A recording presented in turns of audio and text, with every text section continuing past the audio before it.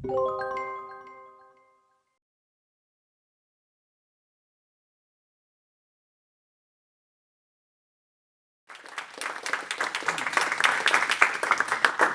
you all for coming. It feels wonderful to be back. This is a kind of special pleasure for me. I can see myself sitting in one of your seats now, and the years at Claremont were really among the happiest of my life.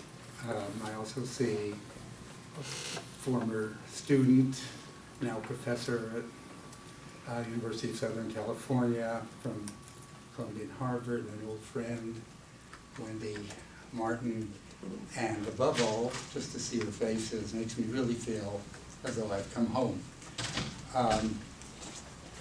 In fact, this is, when I was thinking a bit, a kind of 50th year anniversary for me. And 50 years ago, 1962, I finished my first year of graduate school. And the first year was a ritual event because I came to Claremont from a non-academic background.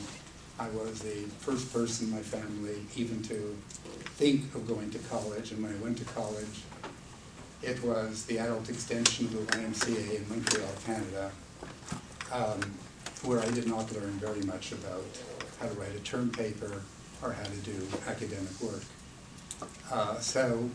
When I came to Claremont,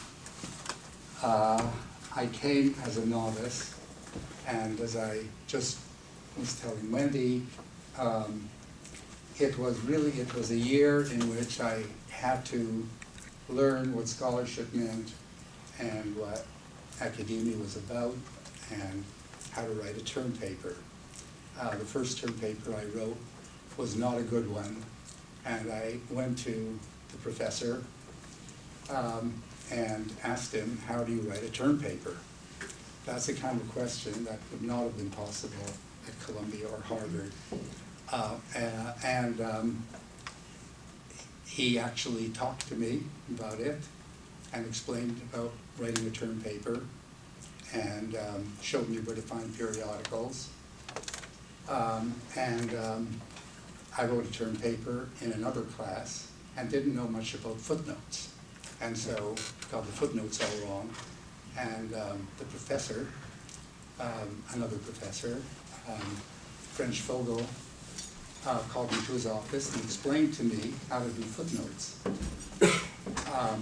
And during that year, a third professor took me to the Huntington Library and showed me about how to go through a research library. I mention these things because they would not have been possible at any other university I was at. The great thing about Claremont Graduate University is that, for me, it was a place that allowed for differences, allowed for ignorance, welcomed you, gave you the space to develop. It was later also a place where I was taught that I could go my own way, that I did not have to follow a certain mentor or a certain authority in the field.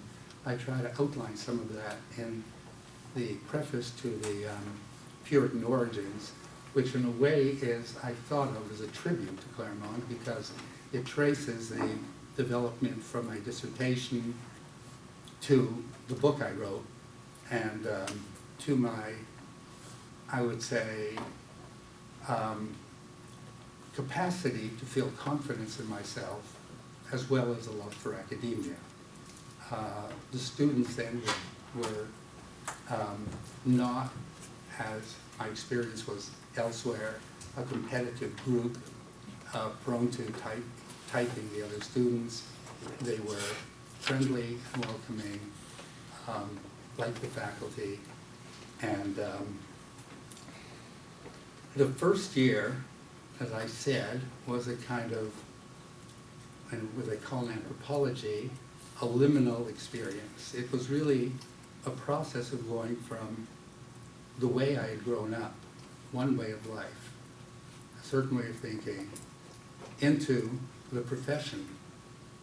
And it was a profession that I regarded then and still with a sense of wonder. Academia, English studies, is a place where you can think about interesting things, choose what you want to think about, get paid for that, get paid for writing about what you think, get paid for being in contact with some of the most interesting people around, I mean other students, or the students you teach, and you get summers off, and you get a chance to develop ideas, and you are paid a pretty good salary for all that. It is really a sort of, it's a privilege, the last privileged occupation in the world. So Claremont Graduate School really allowed me to enter that world from a totally different world. I grew up without any expectations of, I barely finished high school, did not do well, and had to, well, I was fortunate enough to get a scholarship at the end of my study at an adult education, but this was really, what I'm describing is a kind of conversion experience.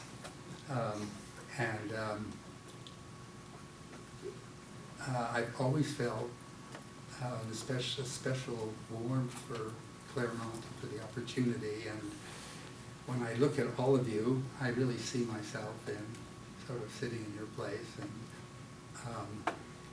I treasure the years at Claremont.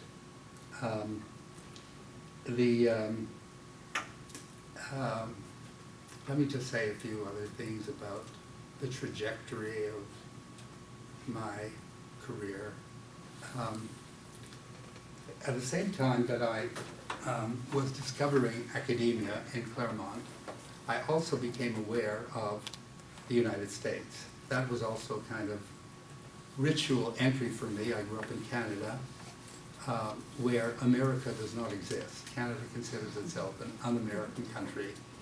And so when I crossed the border, I had the odd experience of entering what I became increasingly aware of as a certain narrative, certain myth, the idea that America belonged to the United States, that the American dream stopped short of the Canadian-Mexican borders, that America had a certain story to it, a certain narrative, with a beginning, middle, and end.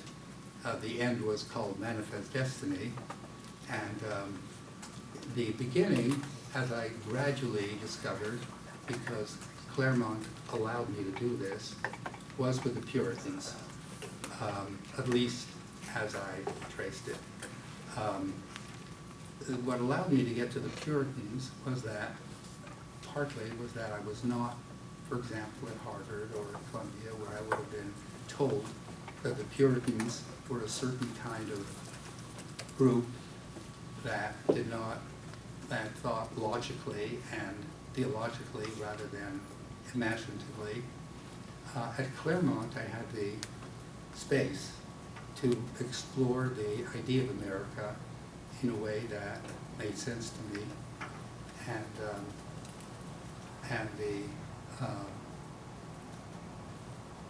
the story that unfolded is one that I tell in the preface to the Puritan Origins, but it was a story that was, to me, amazing, and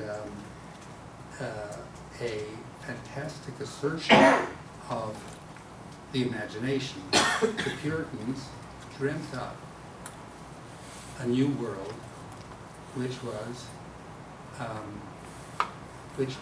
inscribed in Scripture, inscribed from eternity, to be the home for the last stage of humanity. It was the last best hope of mankind. It was to be a beacon to the world, Um,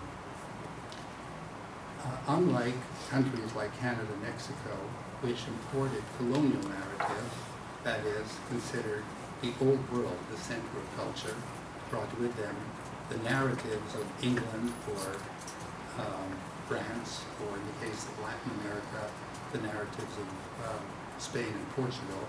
Unlike those other countries, the Puritans separated from the old world. In fact, they gave the old world its name, old, in a pejorative way, in contrast to the new, and gave this country what turned out to be a kind of ideology of the new.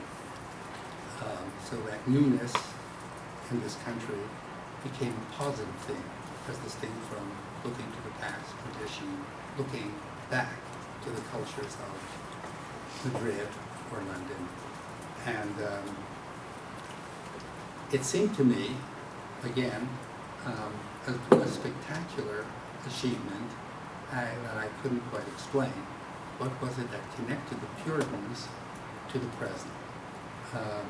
Actually, the question began in a seminar at Claremont Graduate School, where, as a kind of novice, an immigrant Canadian American, I asked why there was so much talk about the Puritans.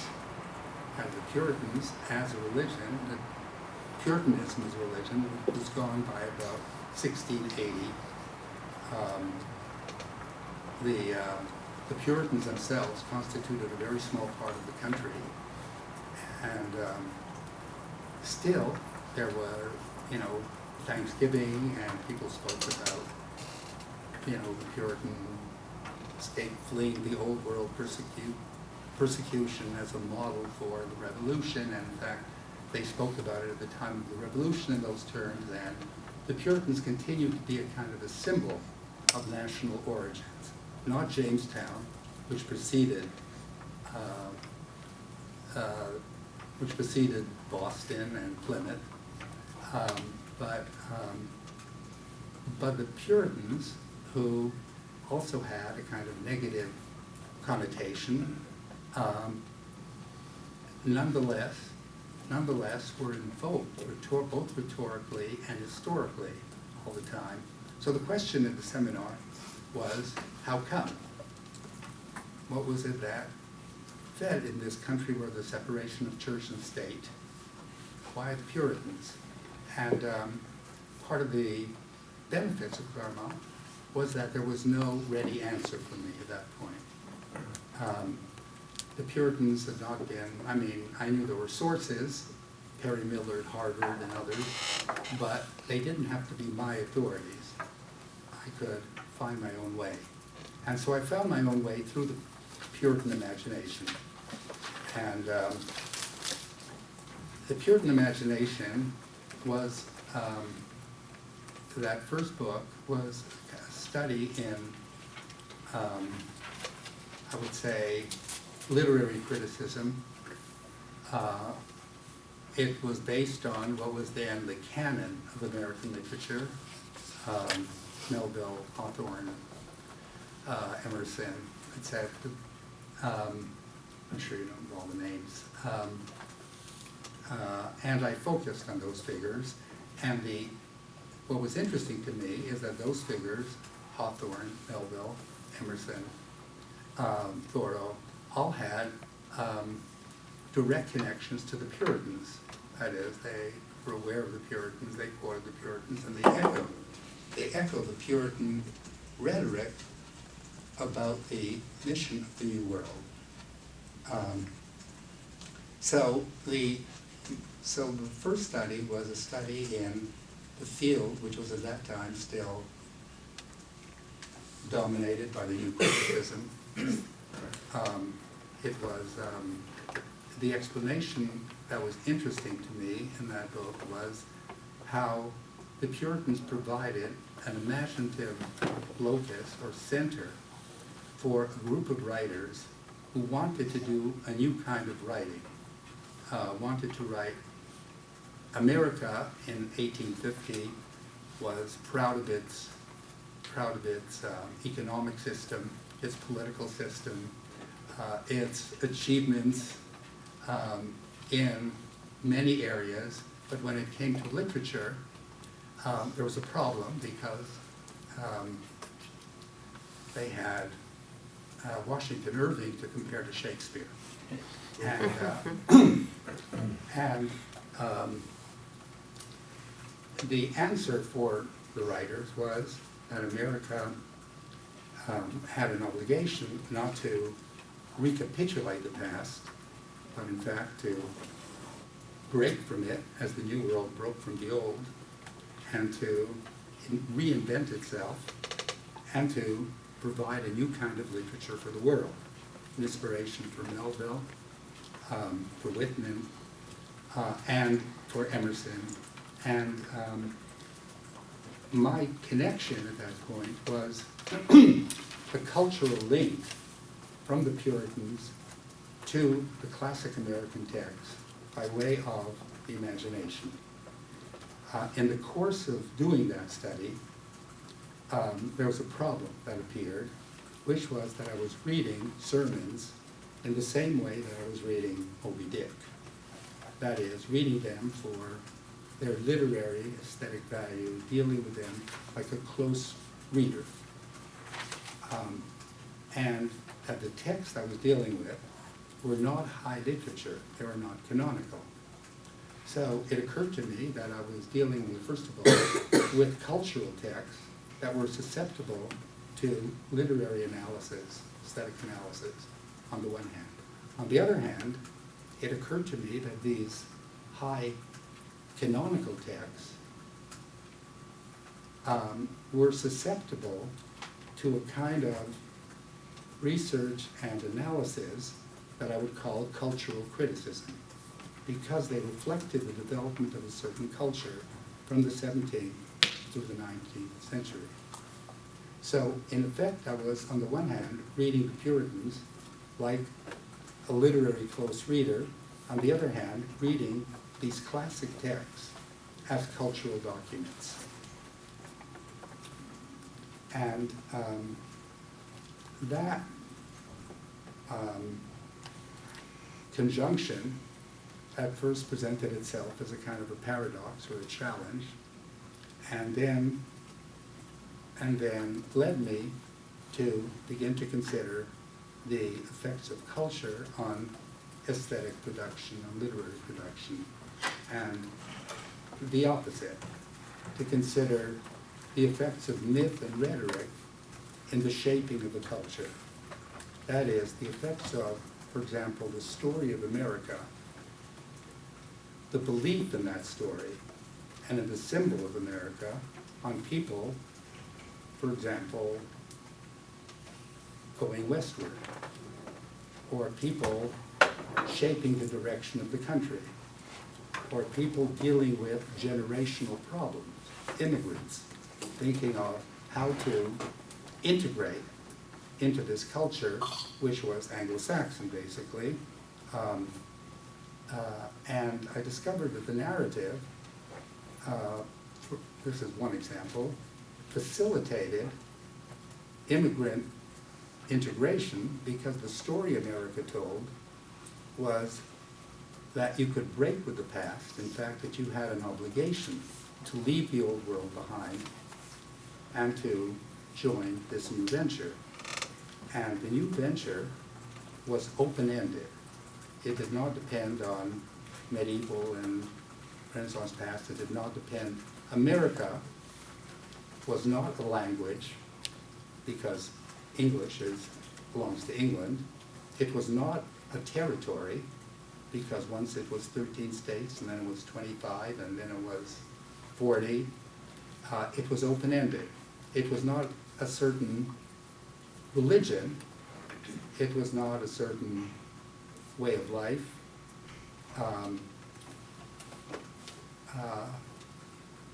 It was what? And the answer for me came in the realm of textuality. That is, if I wanted to discover what America was, I did not do what somebody, say, becoming a Spaniard or German or Frenchmen would do, that is, learn a language, learn a history. What I would do is read a certain group of texts, the Declaration of Independence,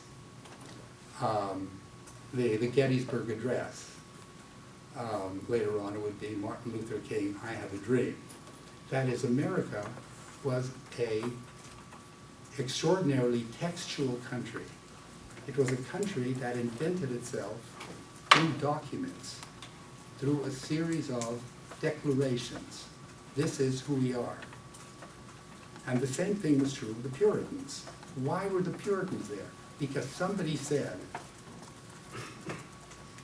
our Puritan forebears came to this country to escape from. They came in a flight to freedom. They came on an errand.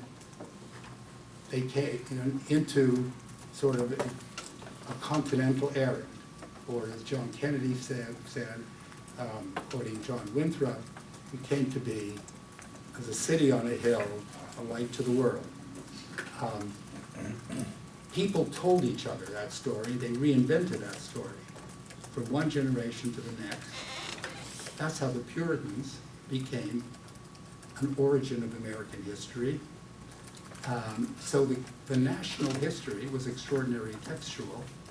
On the other hand, the texts themselves that I was dealing with, like Moby Dick or The Scarlet Letter or Leaves of Grass, were extremely focused on a national story. They were focused on being American. The Scarlet Letter begins by telling you the origins of the country. When they came here, when it first came here, the Scarlet Letter comes into the custom house, which is the entry to the country, and Hawthorne puts it on, and the custom house leads them directly back to the Puritans of 1630. It is a national narrative, and I found that kind of narrative in one form or another, also in the other writings of the Renaissance, which is to say, I know I'm repeating myself here, but what I'm trying to emphasize is the extraordinary textuality of the nation on the one hand, and the extraordinary cultural focus of the literary texts on the other hand. The cultural texts tell a national, or focused on a national narrative. Those were the texts I was dealing with. And the conjunction led me to consider the importance of what I came to call ideology in literary criticism, led me to the importance of cultural studies. That is, the importance of looking at literature not as transcendent, not as an extraordinary achievement of the human mind, although they could be extraordinary and they could cut across time, but as quintessentially as a product of a certain culture. It occurred to me that to say that a work is the product of a culture does not belittle it. A culture is where language comes from, and where people's beliefs come from, and where people's imaginations and daily lives come from. And the writer becomes, in my view, extraordinary or capable of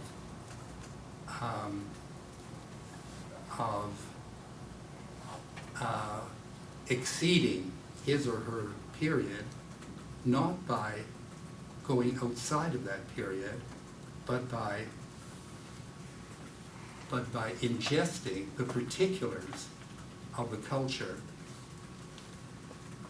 with such depth and with such intensity that those particulars begin to resonate for other periods as well. I don't know if that's clear or not. It took a long time for it to become clear to me. What I'm talking about is a word like ideology, which I do not mean in the Marxist term, ideology, ideologues. I mean ideology in the sense of the beliefs and values of a culture at a certain time. And my premise was that writers at any time, Shakespeare or Goethe or Flaubert, get the power of vision they have to influence us, not by transcending their time and place, but by imbibing the time and place with such intensity that the particulars of their story, the way people live, can resonate in other times. They can resonate because we live with those particulars as well. Particulars of hope, of life and death, of trying to make do in this world, of love and despair. They come in different cultures, present them in different forms. And the capacity of writers comes from their ability to absorb those, sometimes to the point where the way they present those particulars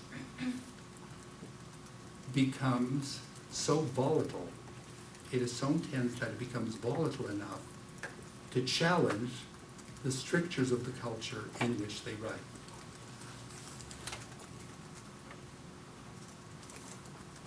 So, I was launched on another direction, which was how to deal with the literary criticism I've been taught to deal with, and the sort of cultural study, which was much looser, which I had to come to terms with. There, I had to go to anthropology, was sort of the first field I went to, ways of looking at a culture organically, in the way that you would look at, say, tribal shields as works of art.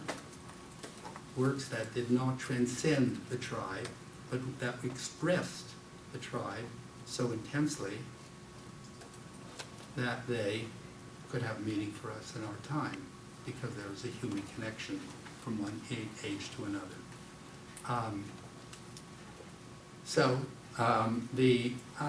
The point was to identify a particular American ideology, not in a negative sense, but in the sense of a culture. That is, there are wonderful things that the American ideology has done. It has inspired people. It has absorbed masses of immigrants on a parallel scale, on an unparalleled scale. It has given hope to countless people. It is not entirely negative. It is also masked a great many vile things: genocide, slavery, ethnic discrimination, all under the same ideal of an America as with a mission. Like any culture, it's like the feudal culture, like the idea of the divine rights of the king. It had a very deep rationale, and it has lasted a long time, not because it oppresses people, but because it explains to people how to live and how to function in ways that are useful to them. There are great works produced by the feudal culture under the notion of hierarchy, and a certain community that's formed through hierarchy, God in heaven and his angels and the heavenly hosts, things like the father in the family to the wife and to the children, is like in the state to the king and the people, and it makes for a kind of, to the people who believed in it, a wonderful communitarian bond, which explained to them how they lived and why they lived and why it was correct to live that way. And the same thing is true with the American way of life. It both masks injustice and provides avenues of achievement, hope, and I try to describe that.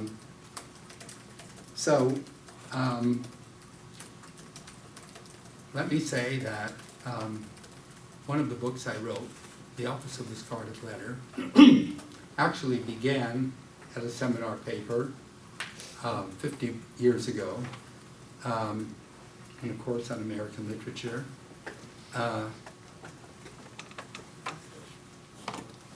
I did not know, but I should have added earlier that I did not know about American literature when I came to Claremont Graduate School, because in Canada, English literature, the literature of the North Americas ends in the 18th century, or they do not consider, there was no course in what we would call American literature. And so I came to it fresh, and came to the Scarlet Letter fresh, and came to a certain text in the Scarlet Letter, which I gave a paper on 50 years ago. The text was Dimmesdale's. Have you all read the Scarlet Letter? Yes. You all remember Dimmesdale gives an election day oration at the end, where in a chapter called The Revelation of the Scarlet Letter, the next to last chapter of the book, the last chapter is the epilogue. In that oration, he speaks about the calling of this newly chosen people of the Lord, and predicts its eventual triumph, and sees glorious vistas for this new errand into the wilderness. I read that sermon, and I don't, in Hawthorne's sermon given to Dimmesdale, called The Revelation of the Scarlet Letter, and also read a sermon by John Danforth called The Errand into the Wilderness, and realized that Hawthorne was drawing on Danforth's sermon when he wrote the book. And so I was intrigued by the Puritan connection, but I was also intrigued by the symbolic mode involved in that connection. Because if we can apply the Scarlet Letter to Dimmesdale's vision at the end, and you remember when Hester Prynne herself comes back at the end, she also has a vision of sort of great things to come in due time later on. There's a parallel between Hester at the end and Dimmesdale's sermon at the end. They're both very hopeful about the future of the country, and they both speak of it in virtually messianic terms, just as John Danforth did in 1670. So the structure of the book, I realized, was, let me just take a little drink here. The structure of the book, I realized, was in some way parallel to the story that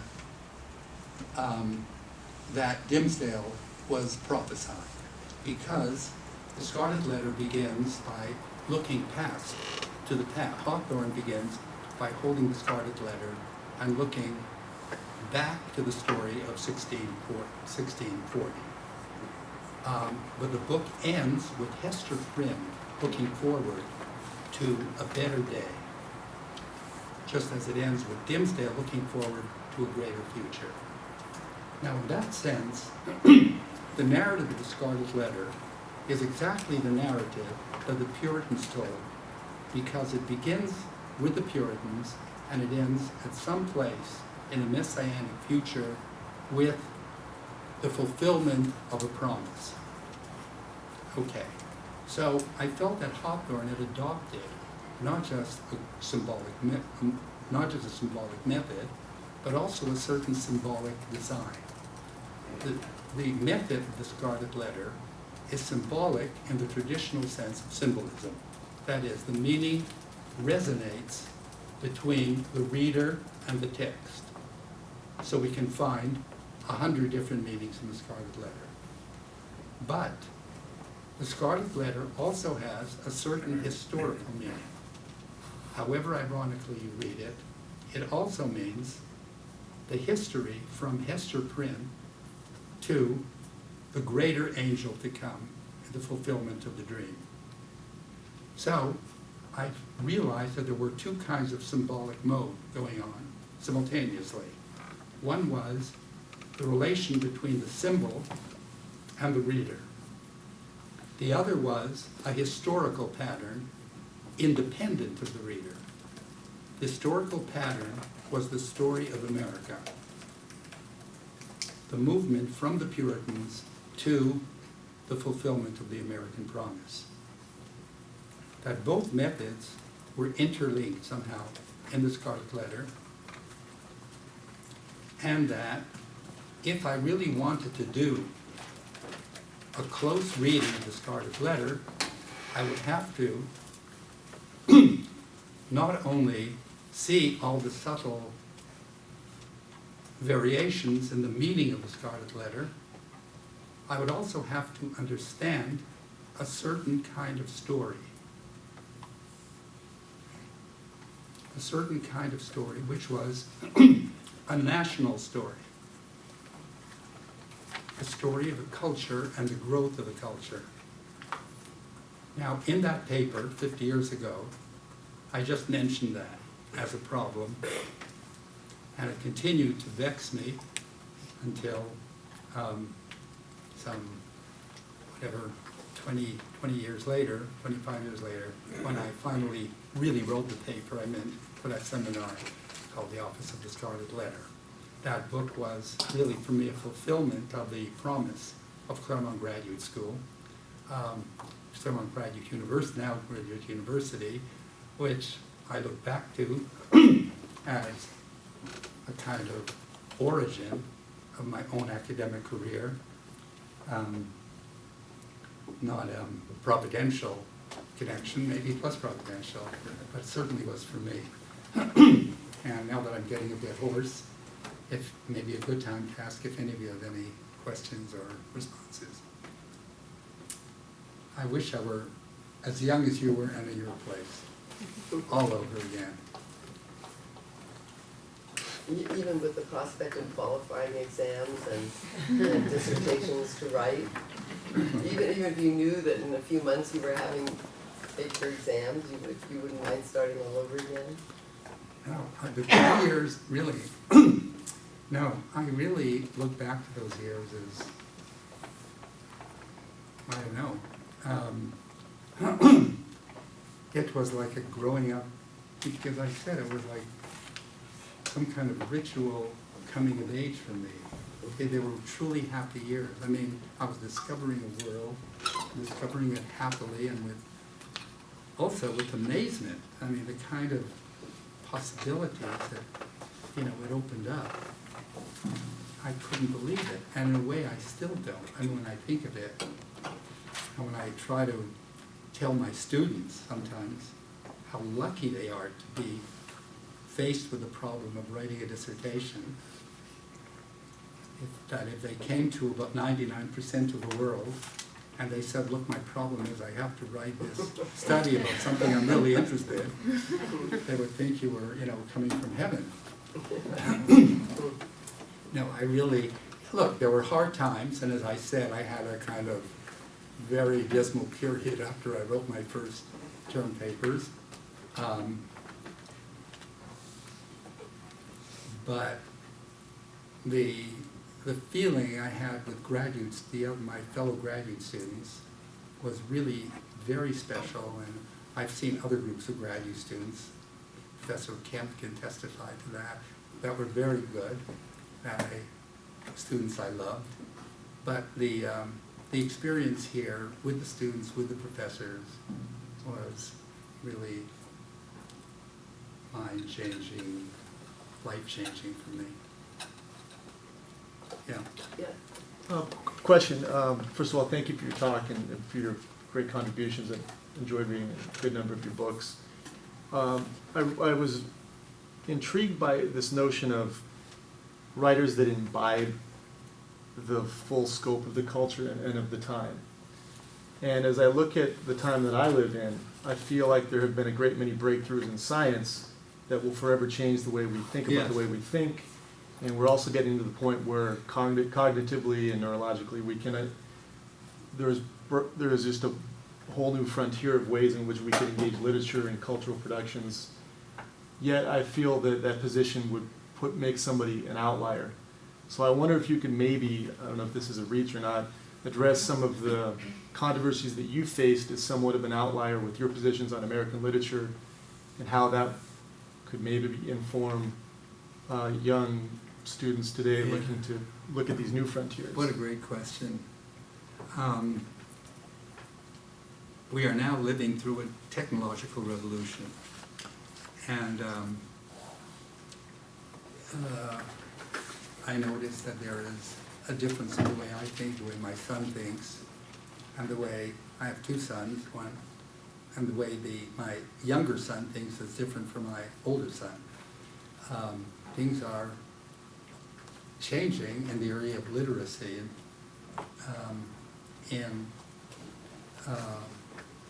at an extraordinarily fast pace.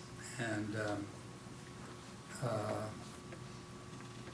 I think that, when the students that I have now speak a language which is certainly different from the language I spoke as a student.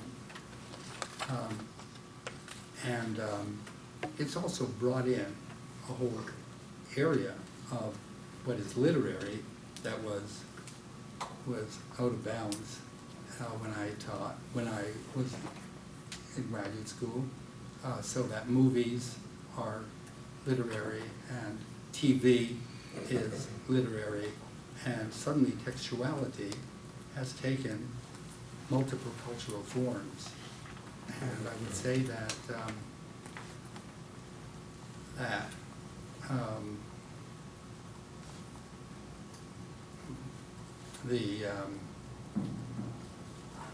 certainly what is true now is, as you're suggesting, that when you're studying this culture and its relation to literature, that technological factors would impinge on the analysis in a way that they would never, that they were absolutely closed off when I was working, and even was working on not only my term paper, The Scarlet Letter, but my book, The Scarlet Letter. Literature managed to cordon itself off, as you know, from the rest of the world on the assumption that literature was a different enterprise from other cultural enterprises like movies or popular culture in general. That literature, sort of great writers wrote inside a great tradition, so that Melville was connected to Shakespeare. Whereas, in fact, when you do look at Melville, we see his connections very powerfully to the Jacksonian era, and to issues of his time, including the impending Civil War. Now, I would look, I think that cultural analysis would have to take account of the changing meaning of textuality, including the importation into literary studies of what is called ethnic literature, so that even the word American becomes a little problematic, because what is American? Is it African American? Is it Jewish American? So there are a new set of problems, I think, that are, and does Jewishness or Africanness affect writers like Bellow or Morrison? The answer is yes, those are part of the cultural mix, which would not have been relevant to me. I think it's much more exciting now than it was then, more challenging, more exciting.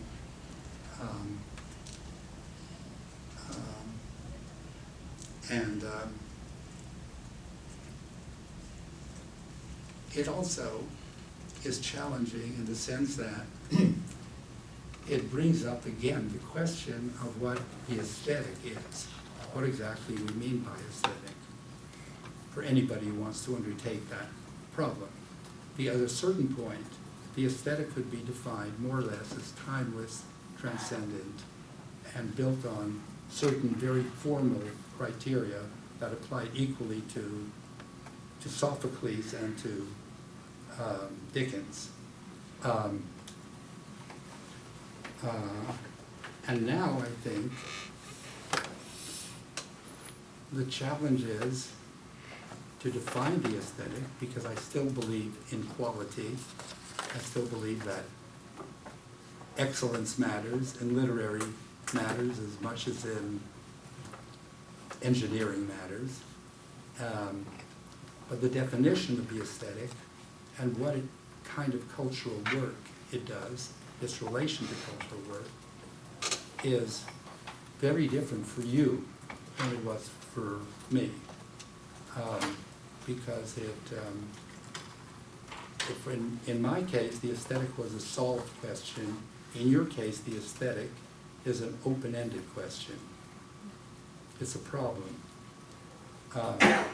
And so I think that's to your advantage rather than not. It leaves you freer to explore the subject if you're taking a literary text, to explore the subject of exactly what it means to call this aesthetic, what it means to call this a great book, or a great movie, for that matter.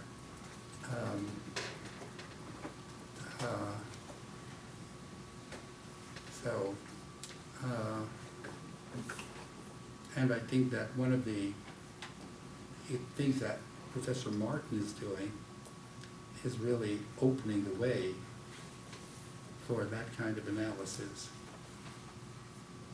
integrating different structures of culture rather than, as in my case, isolating one of them as though it was by definition outside of intercontextual considerations. David? I'd like to take up the question of aesthetic worth again. Of what? Of aesthetic worth again, and apply it to a hypothetical text from the 19th century that's this great, sprawling, fantastic text that imbibes the culture of its age, but without reaching the level of, say, I personally wouldn't use that sort of language, the aesthetic level or the level of achievement.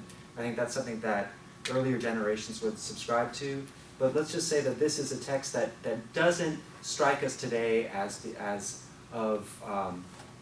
being of high literary value, say. But how, using the notion of, say, cultural work, how could one make the case for such a text as being nonetheless valuable to think about, and to, how would you equip your, if you, say, had a graduate student who was interested in such a text, how would you prepare that graduate student to undertake that journey of trying to, because that graduate student would inevitably encounter professionals who would say, well, is it any good, right? And that's often the stumper of a question, right? Yeah. But I think there's a way to go past that question and to change the parameters of the debate in such a way that is quite productive. Well, that's a wonderful question. As you quoted Jane Tompkins, is it any good? And said, let's put aesthetic value in parentheses. Let's forget about questions of good and bad, and just look at the work as representing the culture. What does it tell us about the culture? And a book that's, say, suffused with the culture has as much right to our study as a poem by Emily Dickinson. I think that we, as you're suggesting, we have to move past that. I think it's a dichotomy, and I think both of these are false dichotomies.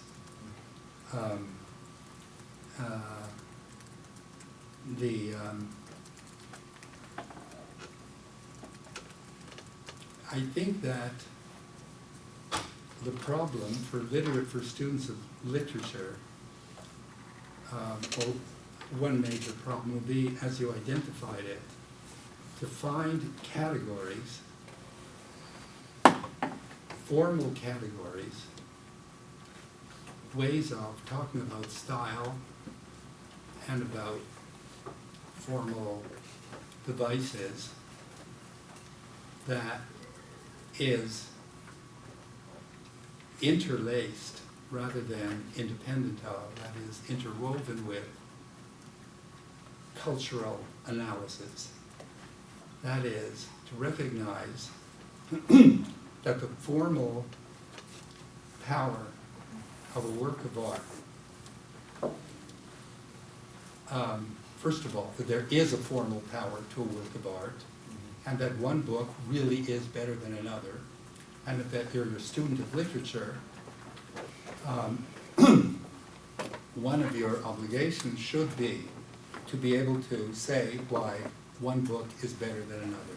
In the same way that for, I don't know, an architect, be able to say why one way of making a building is better than another.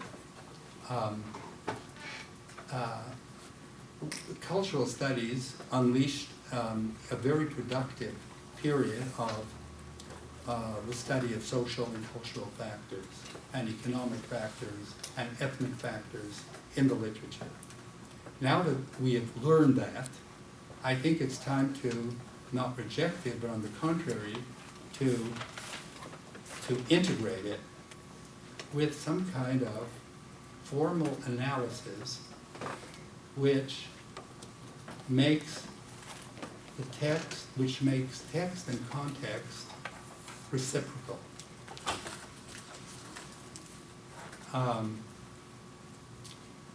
I don't have an answer to that, except to say that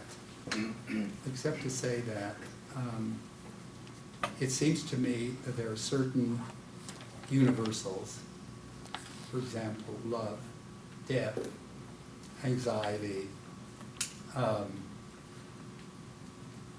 romance, boredom, etc.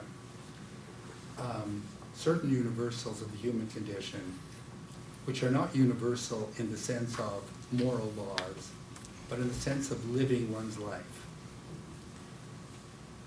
That those universals, if I may use them, are the way are not abstractions, but the way people think or feel in situations. I mentioned love and death, but it can also be situations like a graduate school anxiety or other anxieties, that those particulars are what carry on from one period to another. The kind of moral precepts that we think of as timeless, that are called, for example, the divine right of kings, or self-reliance, or the various, I don't know, precepts we have from religion or philosophy, you know, what is true and what is false, what is good and what is bad, can change from one period to another. What does not change are the details, the particulars that I mentioned, how one feels in a situation of anxiety, a situation of looking at a child, just the particulars of life. These things go on from one to another, one year to another. And it's my premise that the greatness of a writer comes from the intensity with which he or she responds to those details and manages to convey them. So that in order to understand the quality of art, you would have to understand the cultural strictures of the time when they describe feelings of love, feelings of romance. to really understand them, and then to understand what the writer is doing with, say, the situation of a woman trapped in a marriage, or a man courting a woman that is unavailable. There are certain ways in our time that are different from the 17th century, but the details of the experience, I think, go on from one time to another, at least in recorded memory. And when I think of the greatness of a work like Hamlet, I think you would have to understand the cultural norms that Shakespeare was dealing with in order to see the depth with which he penetrates those forms so as to present particulars in a way that's still relevant to us. So the way would be not to avoid the culture, but to go through it, to see the intensity of the achievement. It would have to, it would also open aesthetic analysis to things like movies or TV shows. Some are better than others, and it would be possible to look at them also for the kind of intensity that you look at in the literary text. But I think that for a student of literature, what you have before you is a very exciting project in the dynamics between artistic performance and cultural absorption, or cultural resistance is the other side of the same coin. The writer's resisting the culture. That is also a form of cultural participation. In fact, it's a very deep form of cultural participation. It's a recognition of the power of the culture. That's what you're resisting. Daniel, I see your hand. Yeah, and actually, I was going to ask this before, but I think it'll kind of bring together for me some of the things we've been talking to with something you just brought up. In the preface to the Jeremiad, you were talking about the American trap as the oscillation from ideal to reality to ideal. Yeah. And you were talking about specifically kind of movements for social transformation. Yes. And how dissent becomes a very American form. But in order for dissent to gain status as an American form, it has to call to these American ideals, right? The ones that you isolate as like the kind of ideals of progress and that kind of thing. So I guess to kind of bring this back to David's question, I wonder, wouldn't a text that hangs outside of American ideals risk being invalidated if it can't adequately call upon these ideals? And I think you come to this conundrum at the end of like, how do we talk about social transformation in a way that kind of moves beyond social transformation as an American reflex? And I'm wondering, like, if there's a way of framing that question in a way that is hopeful. Yes. You know? And it doesn't Empowering get caught rather in than paralysis. Yes. Terrific. That's great. Well, so I'm That's curious. Great. No, that's great. What would be Well, you know, I was hung up on the notion of dissent because when I came into this, as I mentioned, I think in that preface, one of the wonders when I came into this country, I came in during the protest decades, 60s, 70s,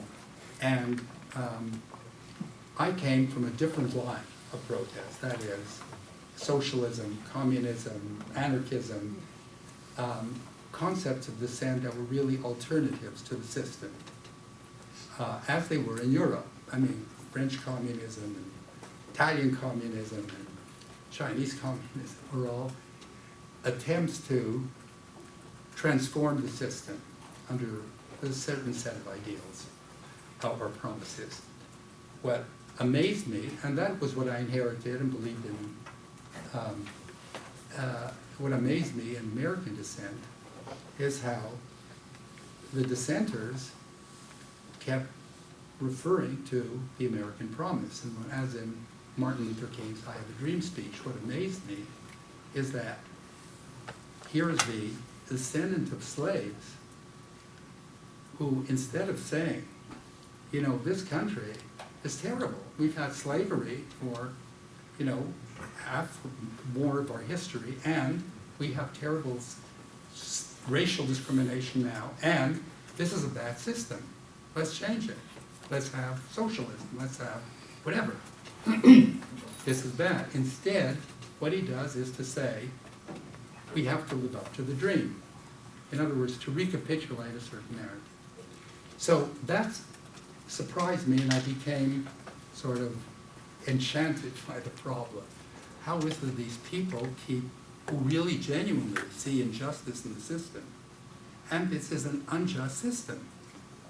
You know, there are classes in the system, there's discrimination, there are bad things. How always the solution is somehow to live up to a constitution that was written, whatever, 200 years ago, a declaration that was written. Why are these things sacred? I mean, why? What makes these people who are immigrants or people who are descendants of the oppressed come back to a certain story?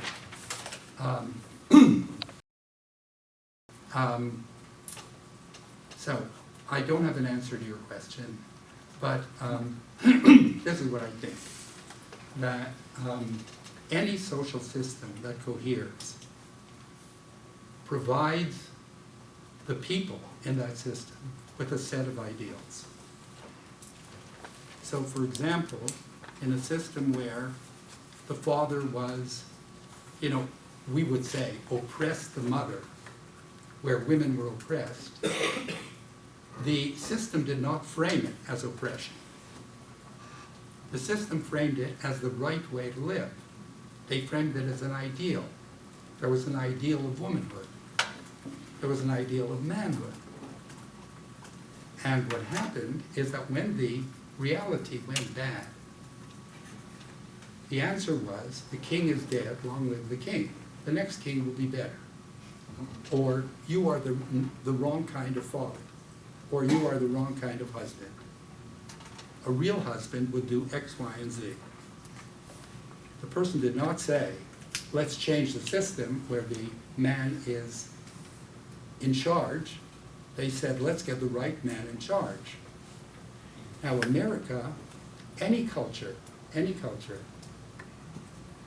persists and succeeds by its ability to persuade the people in that culture of a certain set of cultural ideals within which they live and which makes the system bearable for them. For example, if you're my parents were immigrants to Canadian society. It was very hard to be an immigrant.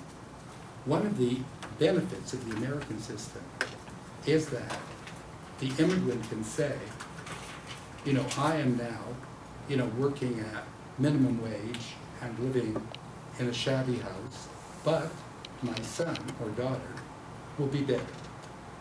It helps them get over the bumps by saying America is the country where every boy can be president. Now every girl can be president. Now every African American can be president. And so on. So what you do as you're struggling is you say, they have not lived up to their ideals. Or you say, it's not going to happen now, but it will happen in the next generation. And that sustains the system. So the question that was well posed is, how can you think of dissent outside of that box? In order to do that, you would have to frame an entirely different set of ideals, which were un-American. You would have to create a different kind of culture, or offer a different kind of cultural framework. It is my belief that one reason that socialism and communism failed in the United States, as in a way that they did not fail in France or Italy. I'm now thinking not of the power brokers, but of the intellectuals. There was a real communist party in England and France and Italy and Germany with very impressive intellectuals, some of the major intellectuals of the 20th century. That did not happen in the United States. That is the very people write about the problem of why socialism failed in this country, since according to Karl Marx, a developed capitalist country ought to be very susceptible to socialism, communism. I think the answer to that is that the tenets of socialism conflict with the foundational values of the American way. So that socialism conjures up big government, as though that were a bad thing by definition, because America is about free enterprise, making it becoming president. It's about individualism and the possibilities for the individual. So, I think that the people who advocated socialism or anarchism or communism failed to persuade Americans because the culture was functioning so well. I think the culture was functioning so well because the United States managed to become a modern country, totally modern. One of the differences that I mentioned in contrasting the old and new world was that the old world, Europe, had communitarian systems. For example, there was a feudal hierarchy. There was a government control over the population. There was a king and population. So that when socialists and communists conjured up their vision of the future society, they were feeding on traditions of the past, communitarian traditions of the past. In this country managed to enter the modern world, I think, before any other country. Because the United States began as a capitalist enterprise. People came here to make money, to get ahead, for prosperity. The land's open. People from different countries came here on the premise that they could really break away from the past. And capitalism flourished in this country with a kind of power that made it not the last of modern nations, but the most powerful of modern nations. What I'm saying is that the structures of this country came together with a certain value system centered on individual enterprise, mobility, getting ahead, making it that brought with it a certain set of ideals. I mean, when you got rich, you didn't just do it for money, it was a moral sign. It was the right way to live. It was self-realization. So there's a certain set of values connected to a certain way of life. The question, which I'm answering in a long-winded way because I was so involved in it, is how do you register protest against that system if you want to? I think that literature is a wonderful way to begin, because literary texts that are very powerful, and here I'm including a wide variety of texts, not just, the classic models, but something like a work like Wendy Martin's, a work like Anne Bradstreet's or Adrian Rich's, offer ways, because of the power of their language, to think outside of the structure of male-female relations. So they're resistant to the culture. What they don't offer, clearly, is a whole cultural value system that you can appeal to in transforming the system. I think that that's the task of literary study.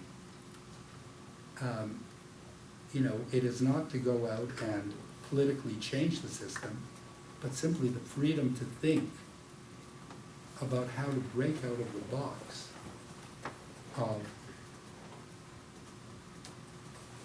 of cultural ideals. That is a way to say that these ideals may be fine, but they are not the last best way to think about the world. There may be better ways. This system, after all, has a lot of injustice in it. Maybe there are other ways of structuring the system. I'm not now advocating anything. What I'm saying is that literary studies, I think, is a wonderful route to that kind of exploration. It's very exciting. I mean, it's like seeing literary text as a laboratory of the culture, which enable you to think outside the boundaries of the culture. You know, I think we're running out of time. So if people would like to speak to Professor Bercovitch during the break, he's going to be here for a bit, and I hope you'll all join me in saying thank you very, very much for coming and speaking to us.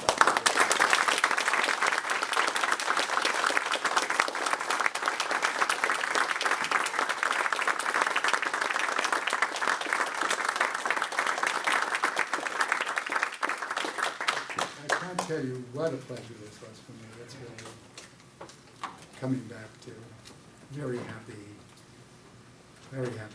time and transition and beginnings.